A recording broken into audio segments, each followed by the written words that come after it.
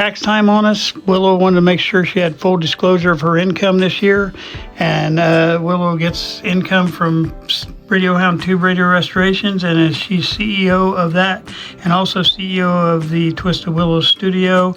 And she wanted to show you all her income. This is one of her income. This is one of her favorites that she gets for working at Radio Hound, and she gets one of these a day.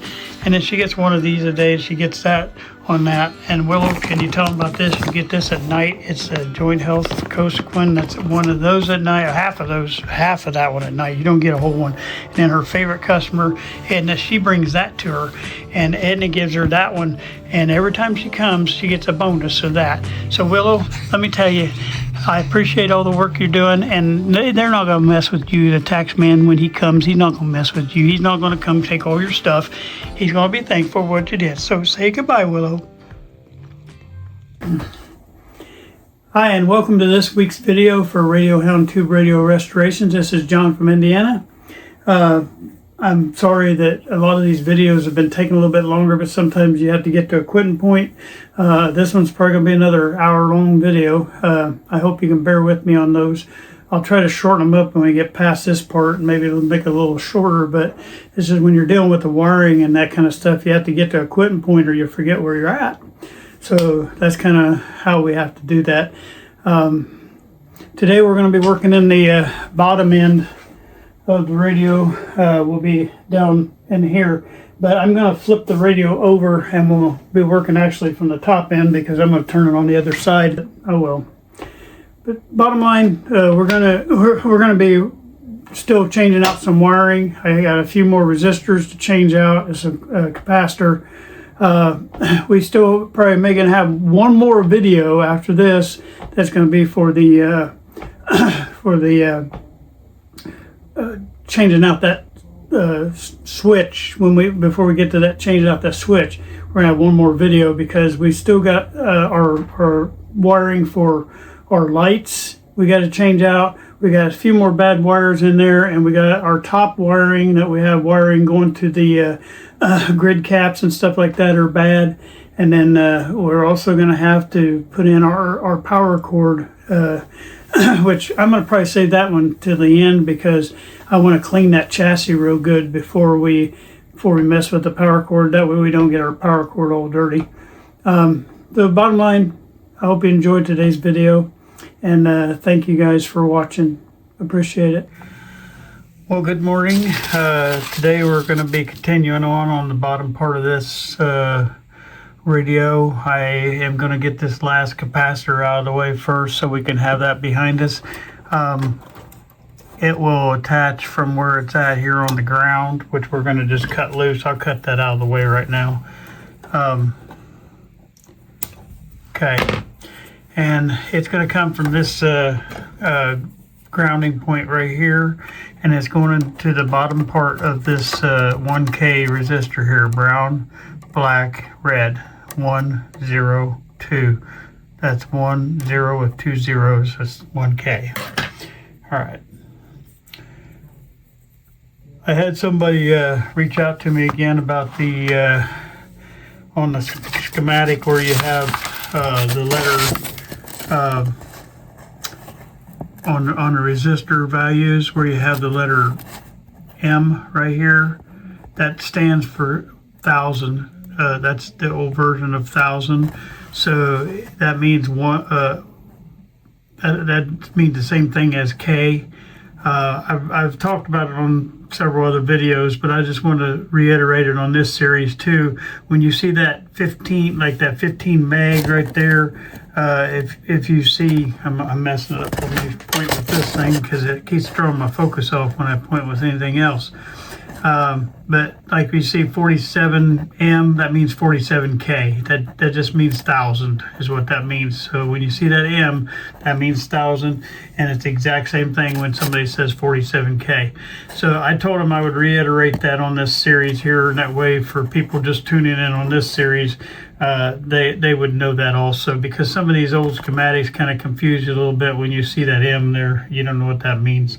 Just another little thing that throws people off too is when you see, I don't know if I've got one on here or not, but on the capacitor side, I'm trying to find one.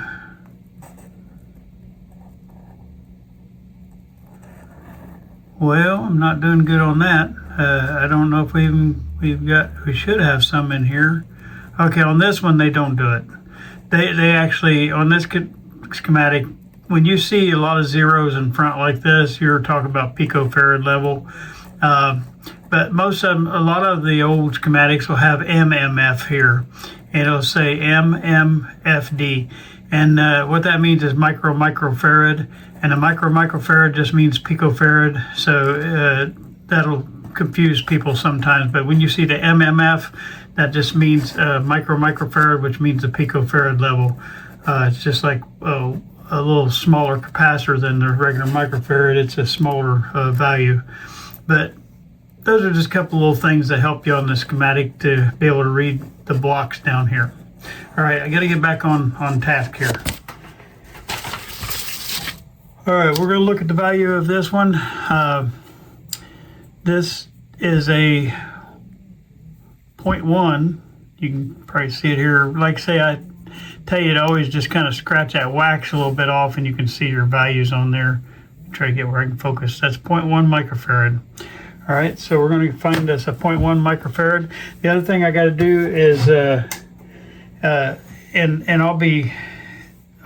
will have already talked about this on a Timeout Tuesday by the time this video comes out, but I'm also going to reiterate it here on a video quite a long time ago. I stated that my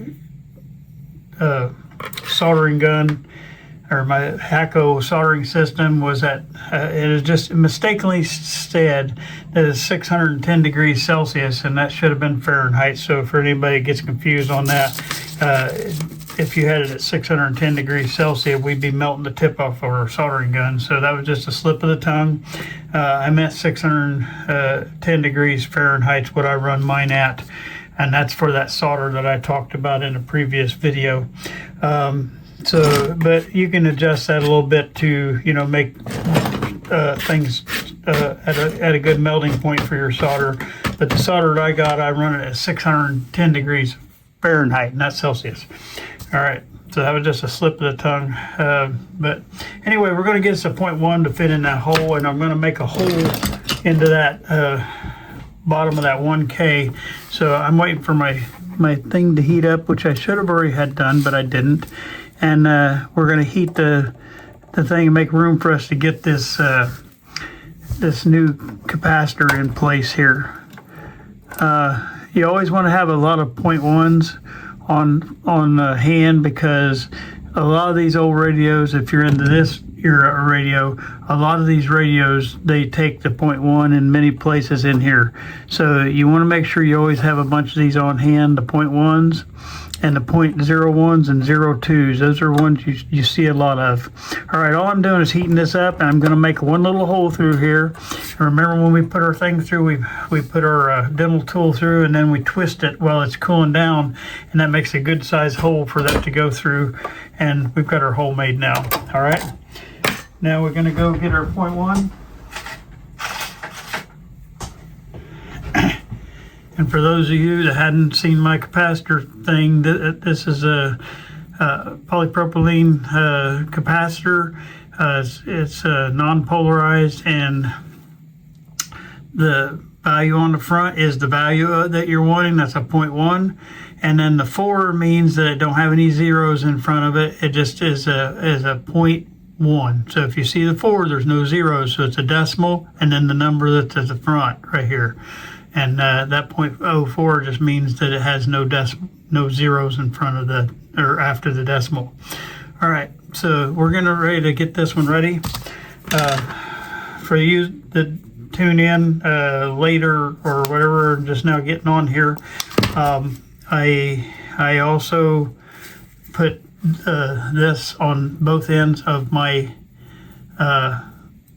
capacitor, even though you technically don't need it on the negative end of the capacitor. And like I say, these are bipolar, or they're non-polarized, but I still put it on both sides because that way if you have any kind of hot wire laying on that could actually touch the open ground one, to me I just like it on both ends, and that's a preference. You don't have to do that. The other thing for anybody just tuning in is on the end that I have grounded, it's hard to get that solder to wake up sometimes, so that's why I cut and leave a little I'll point at it again, I'm not doing that, but I leave the little stub hanging off of it. I don't know, did that wire in your way maybe? Yeah, that ought to work there. I leave that little stub hanging, and I use the coil method, and basically I just take a little finished nail, and I've showed this several times, but I'm going to keep showing it because it's something you're going to have to use a lot when you get into tight spaces, and we're going to be getting into some today. But basically I do 3 coils around the nail. You roll it toward you. If you're left-handed, put your head of your nail to the other side, and then just clip the end of that off, and then you take your pliers and squeeze your coil together. Let me do it from the back side so you see what I'm doing. Get focused. All right, so you just squeeze that together, and then you rotate your nail up, and that makes your and pull your nail out, and that makes your nice little coil on the end of that that you can slide over that rail right there. All right, so then what I do is I put that down over that. Always make your numbers facing up. That helps the next guy coming along that don't have to try to figure out what you put in there and see if you put the wrong thing, and it just helps the next guy working on this radio. If you notice, all my numbers are facing out, and that way they can see what you put in, and it helps them to verify, if something was done wrong. And we always do things to make it better for the next guy coming along. And basically here I'm just heating up that coil now, and I'm going to put a little solder on there. I put a little too much on that one, but we let that set up for a second, and then I'm going to twist it around and put it into place on this 1K resistor.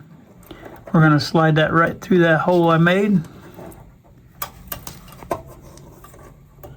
And I know I probably got my hands back into the thing, but sometimes it's just really hard to do, to keep your hands out of the way of the camera, because I got the camera sitting between me and the radio, so it's kind of hard to work around that camera. I'm still learning the ins and outs of that.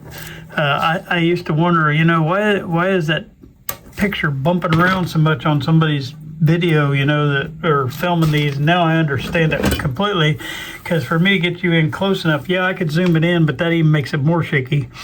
But I try to put it right up on. I'm probably 6 inches away. Sorry, coming in from the bottom, maybe you can see better. I'm 6 inches away with the camera from where I'm working, and then the camera, my body is sitting right behind the camera, so it's easy to bump the camera and move it when you're working, because you're working around the camera. All right, so what I'm doing is there's a lot on this terminal strip right here, so it takes a little bit of heat to re-melt that solder that's on there. And I'm just letting it sit on there. I got the side of the soldering iron up against that terminal strip, and now once you can just watch the solder getting kind of sucked in. It'll reach a melting point, and it'll get sucked into that. Okay, and that's what you want to do. You want to make sure you don't leave any cold solder joints in here, because that's always going to cause you a noise problem when you actually fire up your radio. All right, that's our 1K in place now. It's coming from this 1K resistor, and it's coming off of these. I know I didn't go over some of these caps with you as to where they are, but you're going basically off of your 1K resistor, which is R8 right here, and we're going off of the one end of our R8, and eventually it's going to ground. And that's basically what that thing is doing, because you'll see it going to ground eventually. But the bottom line is this one goes over here to ground, and it's grounding off of the bottom of this socket over here on the left-hand side. You can ground that anywhere. It does not matter. as long as it's going to ground. All right. Now we're going to go, and if you guys want to see that, I should have probably pointed that out too. If you want to see that specifically where that's at, it's coming off that end right here. It's going down, and this is your C4 is your 0.1 microfarad capacitor that you have, and that's where it's going to ground right here. So what we did is just put in this capacitor right here.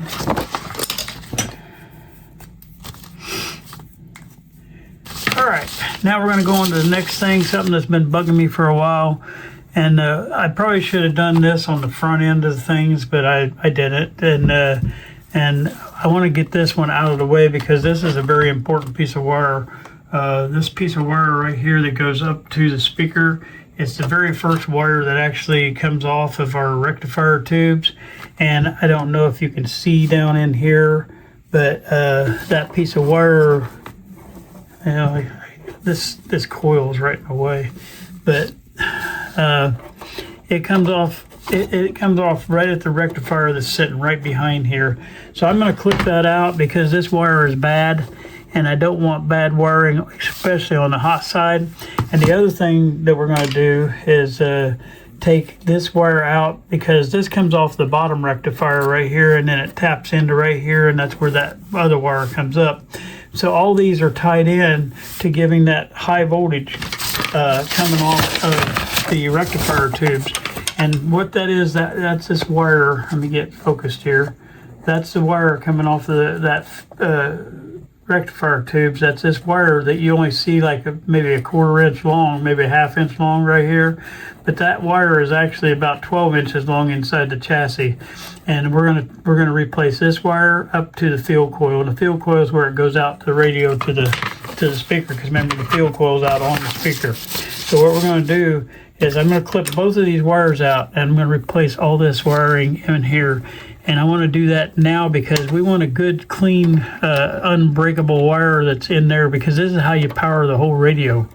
So what we want to do is I'm clipping both of the rectifier tube wires, those two wires, and they're coming out. Here's one piece that goes between the bottom rectifier and the top rectifier, because we got two rectifier tubes. And then this is the long piece, and I'm going to pull it out here, and you'll see that it's probably over 12 inches long. And this is the length of that wire that you have. It's probably, yeah, I'll put it on the measuring thing here. Yeah, it's 13 inches long, plus I took out the other 4 inch. But on the schematic, it shows about a 1/2 inch long. And that's the point I was making during the schematic series, is you can't judge your wiring by looking at the schematic. It could be a lot longer, because if there's nothing in between, it can be real short or real long. There's nothing stopping it from being either way. And so what I'm going to do is I'm going to cut me a piece of wire, and I'm going to put this one in. I know I did a lot of the other ones in red, but those are all have to do with the power side. And I always like putting as much as I can the power side in red, because it kind of warns somebody that's coming in the radio that, you know, there's a lot of high voltage there and hot. And if you'll notice, a lot of my wiring that I do, now there's some places I use red because they use red wiring in there for other reasons. But if you see red wiring on a radio that I've done, it kind of lets you know that, hey, there might be some voltage on this thing, you know. And it kind of warns the next person coming along. All right, so I tend my ends, and then, you know, I always say cut a 45-degree angle. That way you can push it through the hole real smooth. And that's what I do on both ends. So that red wire, the long one, is ready. I'm going to go ahead and cut the short one too and get it ready. The short one goes between the two rectifier tubes, and I'm just getting a piece ready for it, doing it this exact same way. And that way we have all our pieces ready, and then we got to go through and open up our holes so we can get our wire back through there too. And so that'll be the thing I'm doing next. All right. and tinning the wires. I got to get my fan turned on because I noticed I was getting smoke up in my face. All right, so I got my fan on over here on the side, and that's going to suck that solder smoke off, because you want to try to do that and not breathe that stuff. Yeah, after a while it's going to come get you. It's going to come bite you, because it's not healthy stuff to be breathing in. All right, so what I'm doing down here, and I don't know if I'm got you in camera or not, but I'm heating up this socket, and there's a little piece of rubber right here. I'm gonna try to get it off, because you don't want that in there. All right, so I'm gonna pull off this wire. There's a wire right here that I cut, and I'm gonna wiggle that out of there. Okay, it's like pulling a tooth. And then I'm gonna make my hole through here for my wire to go up through. Remember, you just stick it through and then you wiggle it like that, and that way you have a nice hole there to put your stuff in. Then I'm gonna go up to the next tube, the other rectifier, which you might not be able to see this because it's right behind that coil that's in line with you right now, but it's the exact same process on that. And what I'm gonna do is get the rubber out of the way, because you get that rubber on into your tip, and then you have to do a lot of cleaning to try to get that. And so I always try to get that rubber piece out of the way before I add too much heat to it. And then I'm trying to get this little piece of, there's a little chunk of metal on this one I can't seem to get out, so I'm gonna try to cut it. There's a lot of people that say, just cut across the end of that socket pin, and that'll usually cut the loop edge off, and then when you cut on it, it should pop right out of there. So I mean, when you heat it. Sorry, I notice when I talk a lot, I know what I'm trying to say, but stuff for coming out. I was looking at the last video, and I was sitting there pointing at the capacitor. I'll probably talk about that on my next Time Out Tuesday video, but I was pointing straight at a capacitor, and I called it like a resistor like 3 times. Now, I hope you guys know that I know the difference between a resistor and a capacitor, and I hope you just be patient with me on that. I don't know why that I would do that, but I do it, and I'll call a resistor a capacitor. And matter of fact, I'm probably going to do just a little segment on that on my next Time Out Tuesday video, just to kind of make sure that I don't confuse somebody when I'm sitting there. I pointed at a capacitor, and I know I called it a resistor on that video that just posted. I guarantee you I called that a resistor 3 or 4 times, and I'm thinking to myself, why? Okay, so we're gonna go up here now. I don't know if I can get you up there or not. Okay, this is where that's going to, right there. And so we're going to make a little hole there too. I got a couple other things I want to talk about on this. It's not the Time Out Tuesdays, but it'll be a Time Out Tuesday video. It's probably be posted before this video comes out here. But I'll be talking about a lot of things on that video. But I'll be talking about my soldering techniques, because I'm getting a lot of flack on that. I have some weird soldering techniques, but I did take a video and I did show you guys the right way for soldering and desoldering. But I'm going to do a whole video on it eventually, and I might do it on that video. I don't know.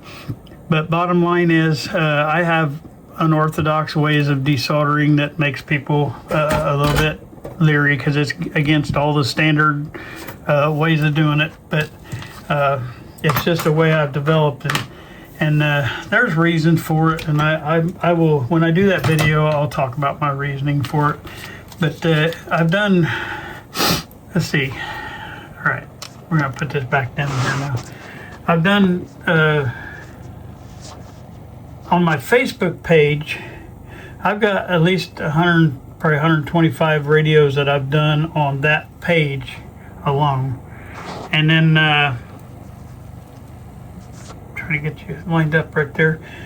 And before I started Facebook, I did a lot of radios. So I'm I'm past 150 radios that I've done, and I'm actually probably on my way to the 200 radio mark now, which I'm not saying that braggingly, but I've learned things that work and don't work, and to me, and I'm not trying to talk anybody into this because I'm supposed to be teaching you the right way for the beginner, so I'm teaching you the right way, and I will be doing it in that video when I show about the soldering and desoldering and stuff.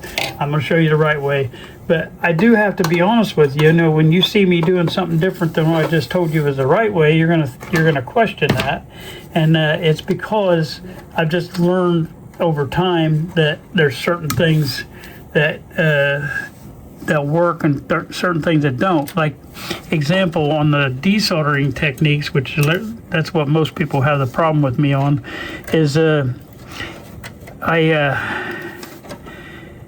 can't explain what I'm trying to say, but a lot of these old radios have huge globs of solder on them. I don't know if it's from the factory that way or people working on them, but almost all of them have a lot of soldering, and when you pull off that solder, there's a bunch coming off. It ain't like just a little bit, it's a lot, you know. And my frustration with that is the regular desoldering techniques that are so well accepted and approved and right, they have issues when you're dealing with these old radios, and my situation with that, I guess, is that's why I've developed the technique that I have to get the solder out of here. And yes, it does sometimes it creates an issue. I'm not going to lie. I can see what you're saying. It does create an issue, and that's something you'll have to decide as a beginner of, you know, what you want, what works for you. And but in this, on the Timeout Tuesday video that I'm going to do as a showing the right way to do this stuff, I'm going to show you the right way, and but I also will explain why I do it differently than that, is because I just over time I've developed my way that tends to get the job done a little bit better and faster, in my opinion. Now you do have there's problems with it, because if you don't pay attention to what you're doing, you can drop solder down, and when you drop solder down, if you don't capture every piece of it, that could land somewhere that would short something out. Now that's everybody's argument on that, is the way you're doing it is going to short something out, and I'm not saying it won't. I've had that happen, so I do know that you guys are right on that. But overall, I haven't had that happen very often, and to me, one outweighs the other, I guess. So, and I'm talking to you guys while I'm working, because some of this part you're not going to see, and so I'm trying to get that part done while I'm talking to you about this other stuff. So when you see me desoldering in here, and I'm just using my tip method that I use, which I will go over that when I do my video. But when you see that, just understand that if I do that, it's not the approved way. It's not the way that everybody says you have to do it, and you have to decide, you know, what way you want to do it. I'm going to show you all the ways, and then you can pick the one that works best for you. And just knowing that if you follow what you see me doing, you're probably going to, especially starting out, you're probably going to drop stuff, and you better go get it right when you drop it, because if you don't, you're gonna maybe have problems later on that you don't like. Like if I cut a little piece of metal off, I don't know if you guys can see it because I have a locked-in camera, but I'm going down there and I'm getting that stuff out of there when I do, and I do that on every piece that I drop. So, and then the other thing is you can always hit it with compressed air, and that blows it out of there too. So bottom line, rambling on the soldering thing or the desoldering thing, but it is something that's important. It's important that you learn the right way, and then it's up to you to develop what works for you and your radios that you're working on. And like I say, I'll go over all that again on a new video. All right, so I cut that other wire. I cut it to length. Right now I've got wired between the two. I got that soldered and wired between the two rectifier tubes, and now I've got the one long one coming up here. But I made it the length of that other one just a little bit longer. It's way too long, so I'm gonna shorten that. And I cut about 4 inches off of that, and I'm gonna redo the end of this because it didn't need to be that long. They had it way too long. And I'm gonna tin that. All right, then I'm gonna put you up here, and I'm just gonna hold it there while I do that. But I'm gonna tip that through there, and that's going right into that right there. And so I've got that hot wire now going straight out to the field coil, and that's this wire going right along here. Okay. All right. But what that does is it takes care of, we're down in the bottom part of this radio, and it takes care of this bottom part too. And I probably, like to say, when we was at the top end, I probably should have took care of that other wire going up there to the field coil, because that was, when we were in that area. But you know what? As long as we don't forget it and get it done, that's good. All right. So now we got good wiring, and then you can just dress your wires the way you want. But we got good wiring all the way up to our field coil, so we know when we turn on a rectifier, nothing's going to short out down here when we put power to this thing. Okay. All right. So now we're going to go down in, and I've been thinking about this on how to make this where you can see, because our next place that we're going to be working is underneath here, and I don't know if I can do it this way. Maybe. Let me try to turn this thing over. Our problem is keeping it balanced, because it don't want to be balanced up in there. Oh yeah, that might work better than I thought. All right, so now what I got to do is get lighting in here. I turned the radio 90 degrees from where it was, so now our bottom part is our top part. And you might be able to see right in here, I've got a resistor here, and I've got 2 resistors right there. And those we need to get checked out to make sure that those are good. And believe it or not, when we get, oh yeah, we already checked that 100K. So, but believe it or not, when we get those 3 resistors checked, I've got one or two more wires that we have to change out that are rubber. One wire being, I don't know, you probably can't see that because I don't have you up high enough, but there's a wire right here that's probably going to have to be changed out. I need to blow this end out. Okay, and then there's this blue wire over here that's got to be changed out, because you can see all the coatings falling off of it. So we got about 2 or 3 more wire. Oh, and there's another resistor on this back side over here that I don't know if you can see, but there's a 10 or 15K resistor right there that needs to be changed out or looked at. All right, so what we're going to do is we're going to just pick one of these at a time. Now, to verify these, because we did earlier on that schematic video, we checked all these, but we're going to check them again, because I think it'd just be better for us to do it that way than to do it another way. Okay, all right, so we're going to, I see another resistor underneath there too. All right, so we're going to hook on our multimeter, and we're going to try to get this thing connected up.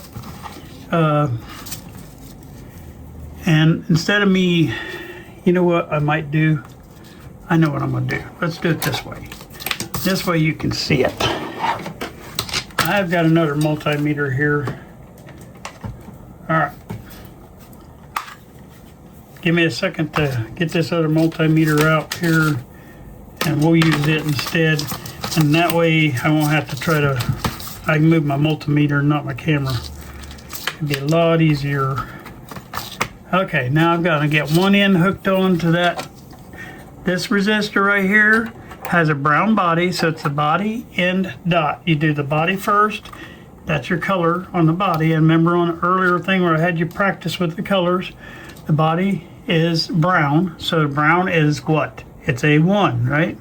All right, then the end, I don't know if you can see it on that picture or not, but that end of that resistor is on this end is black, okay? And then it has an orange dot, so it's body, that's a 1.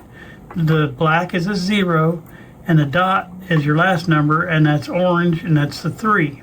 So it's 1, 0 with 3 zeros. This dot is always how many zeros you got at the end of that. So it's 10 plus 3 more zeros, so it's a 10K. All right. The other thing is you see the size difference between these right here. These are usually a 1/4 watt, 1/2 watt. All right, this is a 1 watt right here, okay? So if we replace that, but what I told you before is I replace all mine with 1 watt resistors. It does not hurt a thing. And I also told you I use metal oxide resistors, and that's what I do. All right. To reiterate also, I'll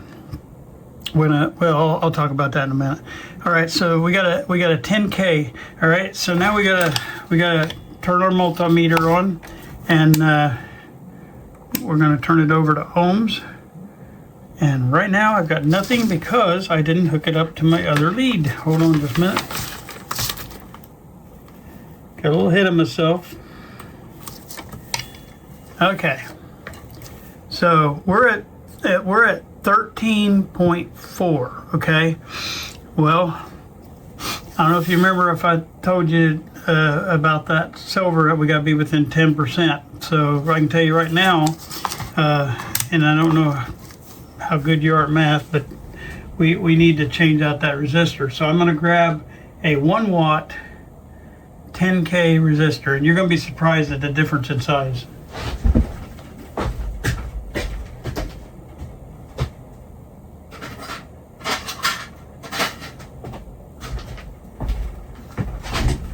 This is, let me hold it with these pliers, that way I don't mess up the focus. This is a 1 watt 10K resistor, and you see the difference in size between the two. Yeah, it's like one little piece of that right there, but that's what we got to put back in there, okay? All right, so what we're going to do is I'm going to leave the stubs on this one, and we'll go ahead and clip that. All right.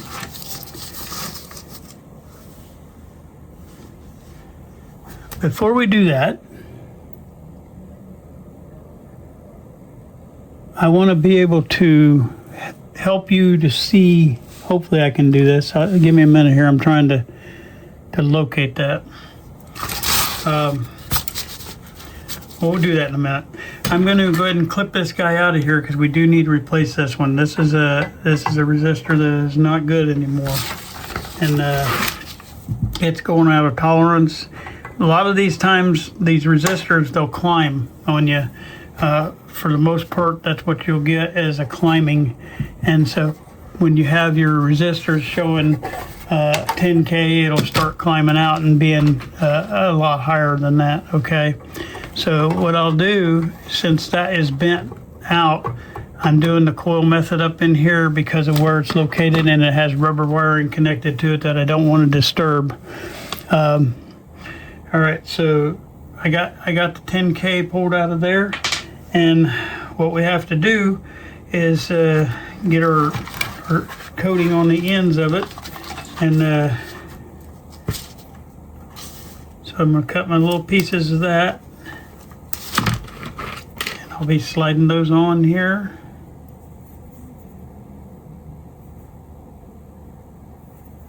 Okay, and then I'm going to do the coil method on this one. And I probably could. I'm just afraid to mess with because there's so much rubber wiring up in there and it's still in good shape. I don't want to mess with that and knock that rubber off of it. And so what I'm doing here is I'm just doing the coil method on the end of this again.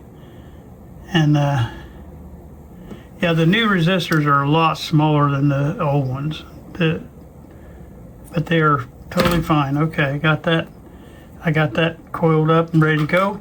And all I got to do then is slide him on to here.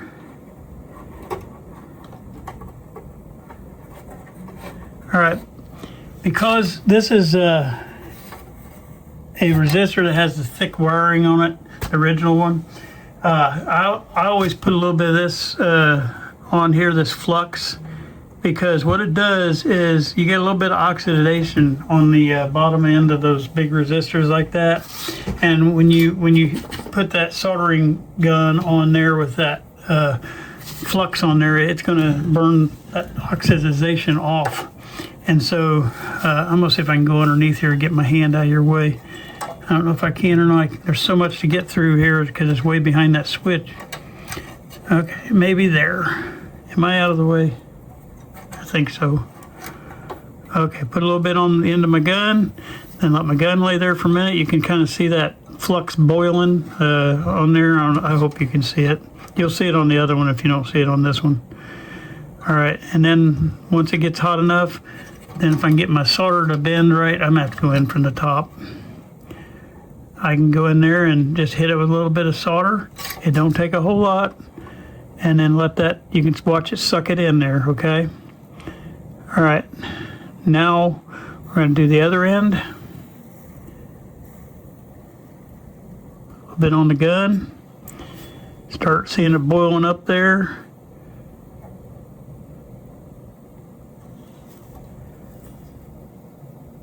And you watch it kind of, you can watch the solder actually move.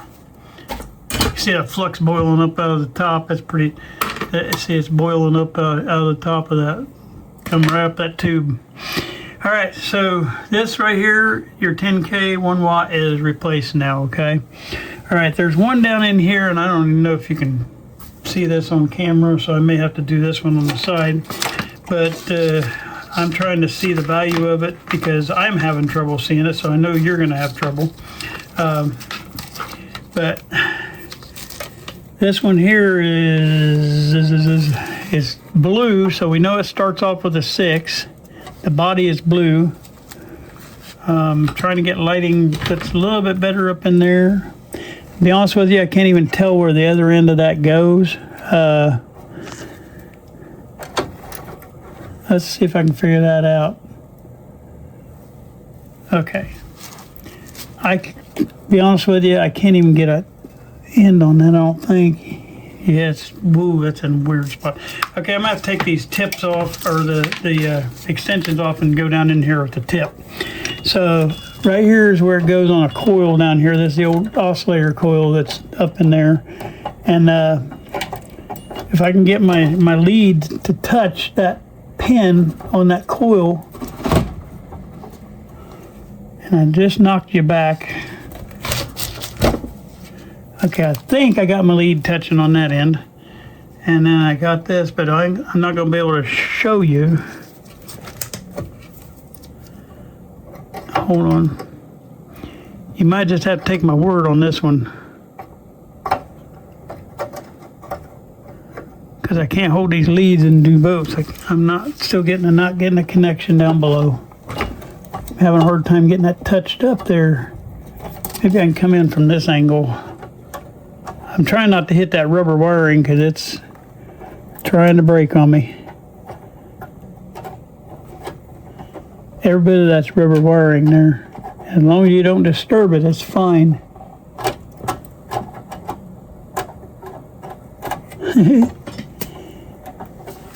This is very hard to see. I think I'm touching it. I gotta get my other hand free now. I think I got that. Okay, yeah, here we go. Yeah, it's right on the money. This is it's a 62 ohm, and it come out to just shy of 6, so we're good on that one. It's a very small value, so that is a good thing that it's staying right on there. All right, the next one that we're going to check is this. We're going to do the bottom one here. This one right here. It's got a brown body, I'm trying to see the end of it. Okay. It's got, I don't know if I got that right for you. I put that other wire right in the way, didn't I? Let me see if I can bend that back just enough so you can see it. Yeah, good. All right, you got a brown body, which is a 1. You got a gray end, which is an 8. And then there is an orange dot there, just half of it's faded off. So it's B18 with 3 zeros, so it's 18K. All right. Now,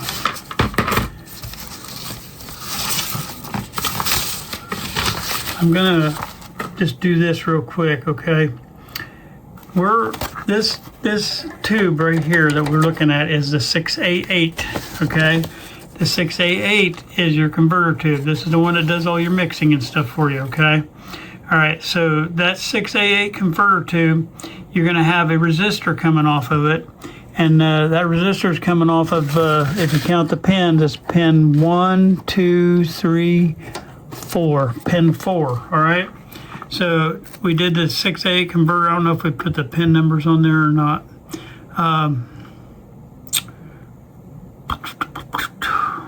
Give me a minute. I'm going to go over here and look up that pin real quick, or that tube, because I forgot to mark the pins. 688 converter.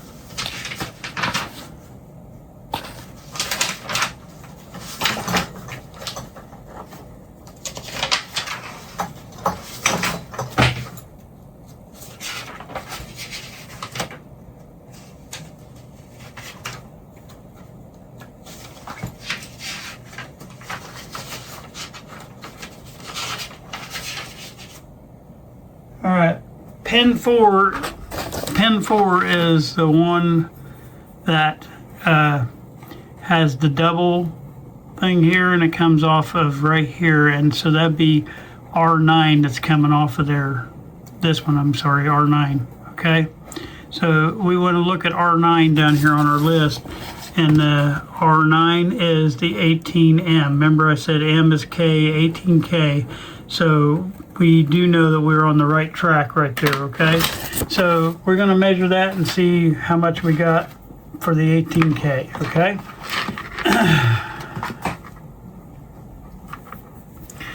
Have a lot of technical difficulties today, but oh well. All right, so I'm measuring across this right now. And I'm gonna see if I can get this one where I can hold the thing up for you to see. But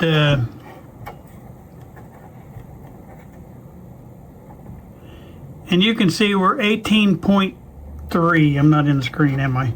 18.3 is our range on that. So we're going to be good on that one. That resistor can stay in. Yay. That's been a hard one to change out. All right. Then the next one is a 4.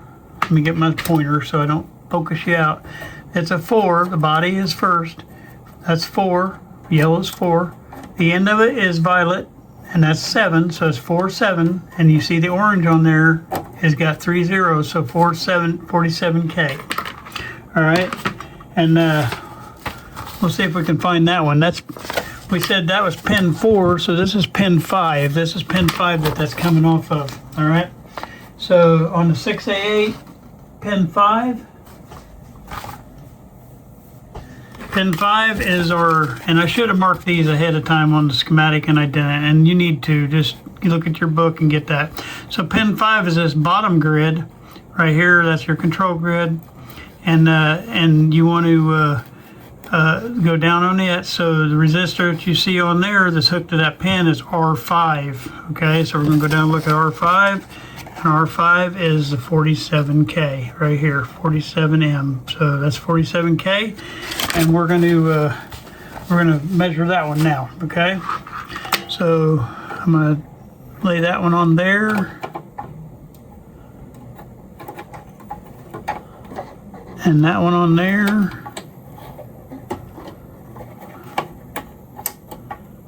and it's fighting me again.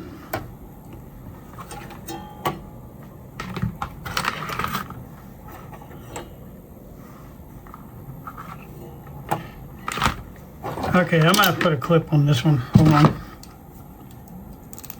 I want you to be able to see this stuff and not just bypass it and make you think that... I'm not going to do this on every radio, but I want to keep doing it for a while because I want you to feel comfortable comparing this to the schematic. Okay, as you can see, we're at 53.1. Okay. This one does not have an end on it, so I can be within 20%. Okay. This is one of those borderline ones. You know what? It's easy to get to. It doesn't hurt to change that out. You can see it's drifting up, so it's going to keep drifting. So why not go ahead and change that one out? The only thing I got to be real careful with is this blue wire right behind here. So that's why I'm going to coil this one too. Anytime you get in these tough situations like that, you want to try to use that method because that way you're not disturbing a bunch of stuff. So I'm clipping that with the wire long enough for me to slide onto there, and the same way down here. So I've just made a command decision to go ahead and change this one out.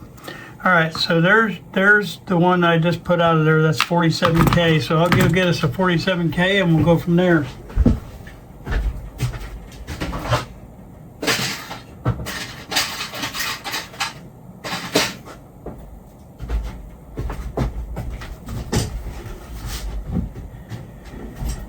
Okay, and this is our 47K. We got the yellow, the violet, and the orange, right? And we'll get our ends put on here.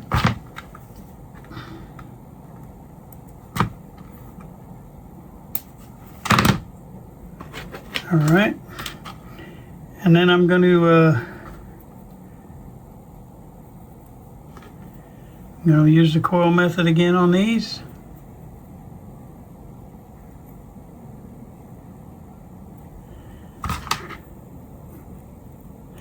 These little resistors, they're easy enough. You can almost twist them with your hand, but you get a nice circle that fits perfectly over that wire if you use these little finish nails, and that's why I use them. But like I say, on this particular type of resistor, they're real soft on the metal, and so it's easy to twist them. And so this one, the hardest part to get to is this top one. So I go ahead and do that hard one first, and I stick it down onto that pin I left. Let me try to put the other end on there. Better coil. There we go.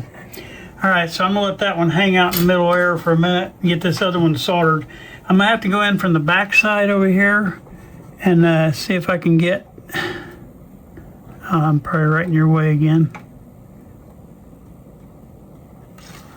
I'll move my hand now. I'm up underneath that wire in your way there, ain't I?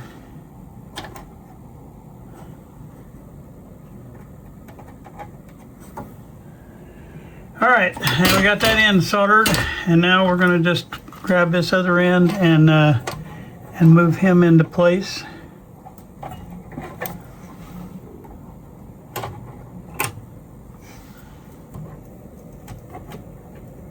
Now, if I didn't have all this rubber wiring in here, unless I couldn't get to it, like we're clear underneath the switch or something like that, I wouldn't use the coil method. I'd use the full cleaning off the pin method.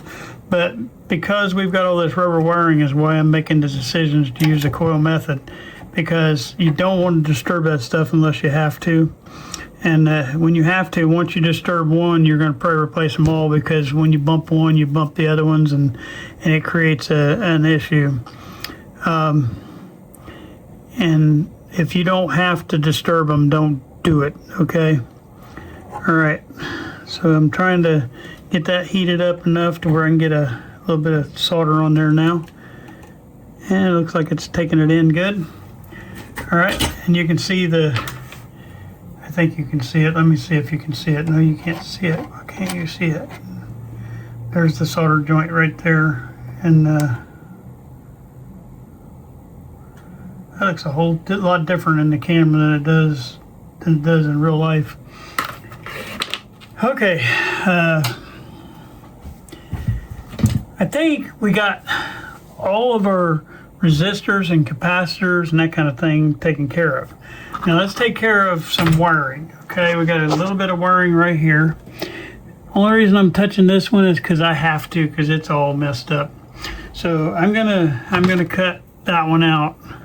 I don't know if I can. Yeah.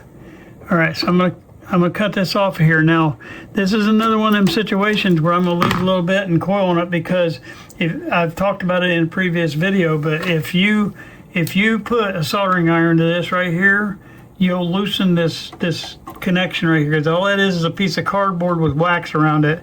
And so it's better to do your soldering out here than it is to be in here.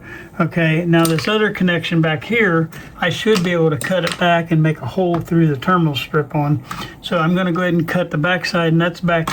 I don't know if you can see it on this camera or not. Let's see, follow this back. It's this connection right here. The blue wire's coming in right here. You can see me moving it. And that connection right behind there is what I got to get opened up. So I'm going to do that next. And then I got one more resistor on that connection. That's why I waited for this wire. All right. So there's our nasty blue wire. It's about, I don't know, 4 inches long maybe. I'm going to get me a new blue wire. And we'll make it about 5 inches long. And all right. And I gotta hurry up and get done, because I can't believe I've already been this long. All right, now while I'm back there, and I might have to clip on this one, but there's one more resistor we got to check back here. It's a 15K resistor, and we're gonna try to get his evaluation now. All right, so it's a brown, green, and orange. So brown 1, green 5, orange 3. And so we're at 14.45. Sometimes when they're in connection like that, they'll show just a little bit lower on value. If you disconnected it, it would probably be just a tad over, but it's well within its tolerance, so we do not have to change that one out. So that's a good thing. And that's in that same hole that we're making for this blue wire. So I wanted to make sure we checked that before we messed with it. So now, since I cut that flush back there, I'm going to take my little tool, and I'm going to make me a hole through that terminal strip. These terminal strips are pretty durable. They're not indestructible, because you can break them right off. They're made out of phenolic material, but you can be a little firmer with these things than you have to be with the other things. So this is going to take a minute to heat up, and I'll tell you why. Is anytime you see a mica mold, which you probably can't see that on this camera. I don't know if you can see it. It sits. Let me see if I can point. Yeah, you can see it. Hold on just a minute. I'm getting my heat back on there. All right, your mica mold sits right here, this little thing. But if you see one of them connected to your terminal strip, which is connected to that same spot we're trying to heat up, those are made out of real thick wire. And that thick wire is almost like when you try to get a solder off of a ground on a chassis. It's really hard, because it takes a lot of heat to get that thing heated up. And so you have to be careful with that. So basically, I just leave the heat set on it for a minute, and I just dropped one. All right, so I'm gonna make sure I got my good hole right there. That'll be for my blue wire that's coming out, and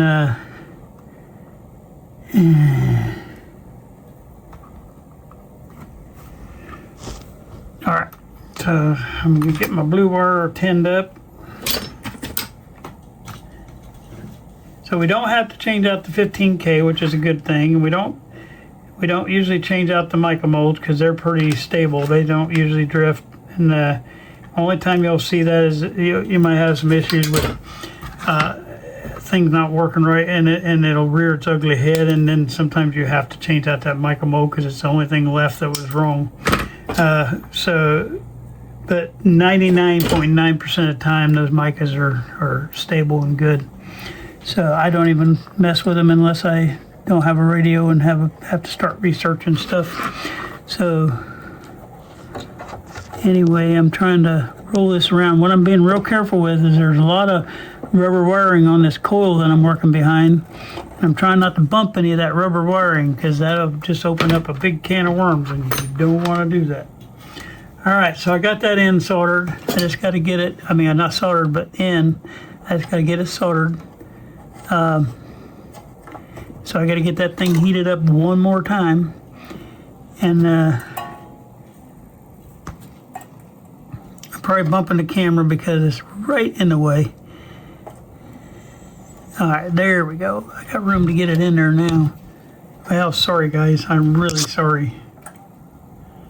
Get you back up where you're supposed to be. All right, there we go. Now we got enough heat to get it going up there.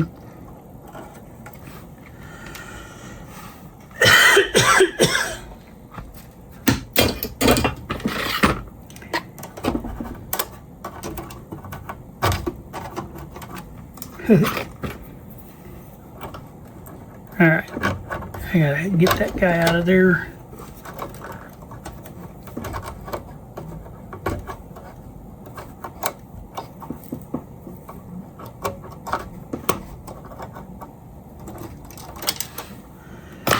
I was chasing a little piece of solder I dropped a while ago, and I found him.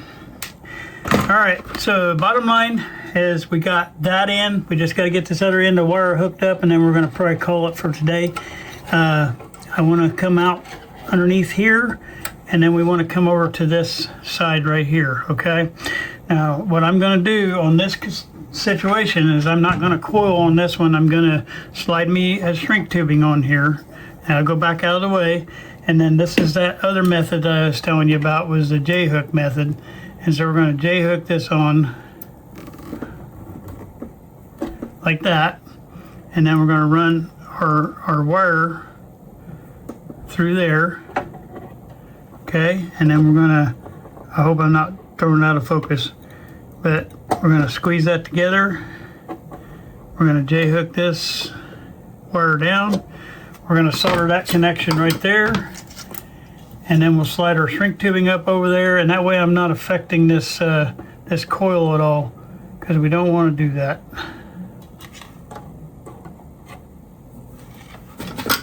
Okay, so I got a nice solder joint on that. Slide that right up against that right there. Get our gun to it, heat gun, and shrink that right around that.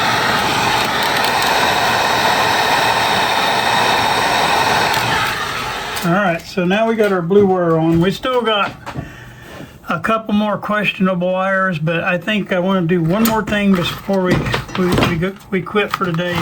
Is I want to look at the top, because we still have one more thing that I'm going to take you out of the thing, and if I knock offline, I'll get right back on.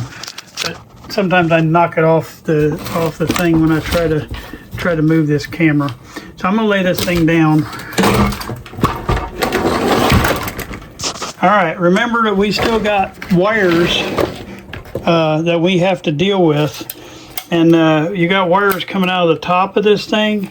This is one wire next time that we're going to deal with. This is what plugs into that other box on the other side. Now these two we don't have to worry about. I got to get focused. Let me do something here. There we go. These two we don't have to worry about because they're cloth wires, and those are really nice wires. But this one, it looks like somebody's tried to repair it or something. I don't know, but you can see the bare wires sticking through. So this guy, and it has a pin on it, so you're going to learn how to do that to switch out the pins on them. We're going to do that. And then these right here, we just need to clean inside of here, because see how rusted that is? Well, it's not going to make a good connection on your tube. Also, these wires up here are dry rotted. And these go down underneath. They go down through the chassis right down here, and these go to your lighting. You don't want any of this exposed, because that has real high current and that'll kill you. This stuff right here will kill you. It says low voltage, 6.3 volts, but it'll have high current, and you touch that in the ground, you're going to probably be dead. But we want to make sure we get all this wiring replaced, and that's going to be I think our last two wires. Then we got this problem over here. This is a tip on here and you see all the wires broke off, well, see, that's going to short out between there and this metal can, and you don't want that either. So I'm going to show you how we deal with that next time. So we'll be doing this, we'll be doing this wire, we'll be doing these two wires, and then we'll be doing a little bit more underneath. There's a couple more wires that I think are questionable. That'll be our next video, and then after that then we'll be going on to getting that switch changed out. All right, thank you for watching today. I'm sorry it took so long. Bye-bye. I hope you enjoyed today's video. I didn't get near as far as I thought I would. It just seemed like time flies when you're doing these videos. But I did get a lot of that wiring. I got the main power wiring going up to the speaker field coil. And then I got, we changed out a few resistors and a couple of little things. But at least we got a plan now for the next one, and we know what we're going to do. And then hopefully after that we'll get into replacing that switch. That we got a switch assembly and the drive assembly that we got to have out of the other chassis that's sitting down here on the floor. All right, thank you guys. I hope you like and subscribe. Tell your friends about me. And it's still climbing, and so that tells me we're doing something right. And I'm responding to a lot of the comments on there. I'm making a lot of dumb mistakes. I get it. And you'll see Timeout Tuesdays coming out that deal with those corrections. Watch those Timeout Tuesdays, because there's going to be a lot of tidbits and neat little things to learn when you do that. I'm just throwing little shorts in there on the Timeout Tuesdays that help you learn something that'll make you a little bit better at what you do. And I'll keep throwing those in. All right, thank you. Enjoy.